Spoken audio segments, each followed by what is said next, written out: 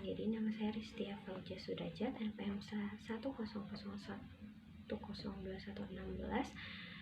216045. Di sini saya akan menjelaskan tentang skripsi saya, yaitu yang berjudul Analisis Dampak Penyaluran Dana Zakat Terhadap Kesejahteraan Mustahik di Basnas Badan Amil Zakat Nasional Kabupaten Tasikmalaya menggunakan metode CIBES.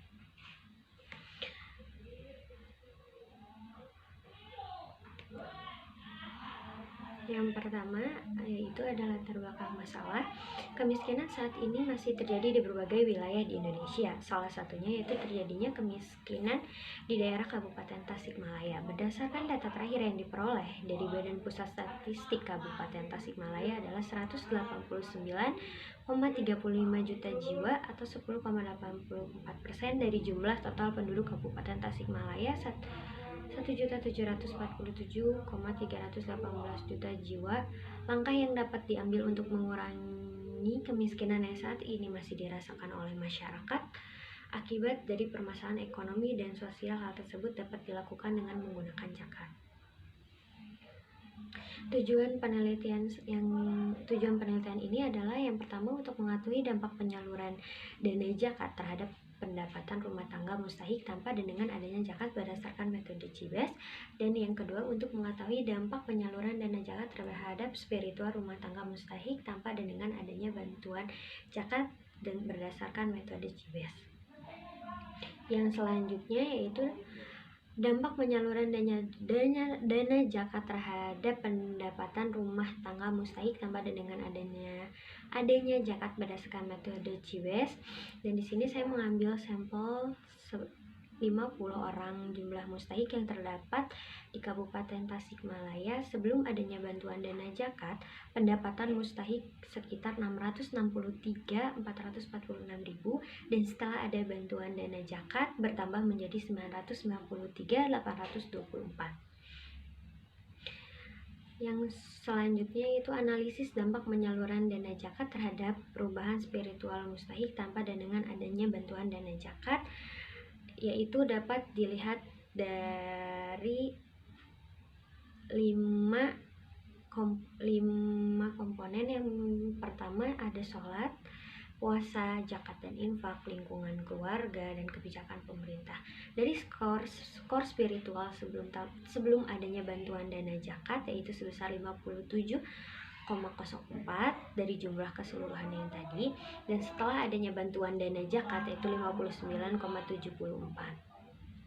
Setelah melakukan perhitungan spiritual value dan material value yang tadi, maka rumah tangga dapat dikategorikan dalam kuadran CIBES. Kuadran pertama yaitu termasuk ke dalam kuadran yang memang miskin secara material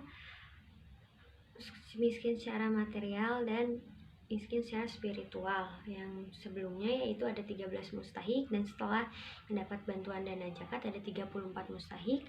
Dan yang kuadran kedua yaitu kaya secara spiritual dan miskin secara material. Yang sebelumnya terdapat 37 mustahik dan sesudahnya 16 mustahik.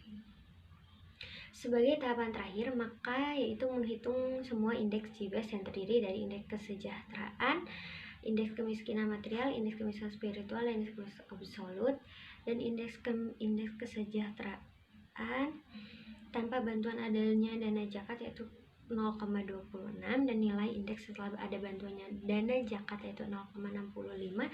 Persentase perubahan yaitu sebesar 150%, dan indeks kemiskinan material sebelum adanya bantuan dana zakat yaitu 0,74, dan setelah ada bantuan dana zakat yaitu sebesar 0,32 atau persentase perubahan minus 57.